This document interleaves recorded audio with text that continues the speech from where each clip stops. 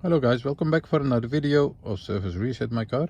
Today I'm going to show you how you can reset a Peugeot 3008 model.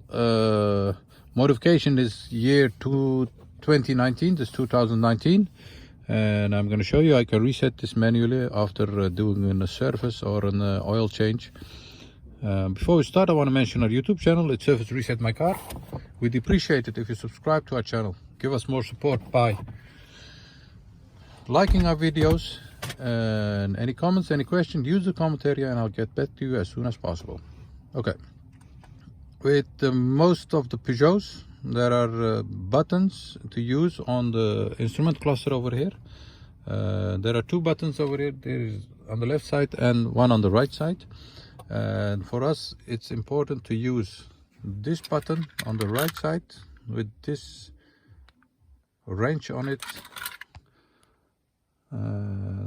Before we start, we turn off the ignition. You press this button, keep pressing that.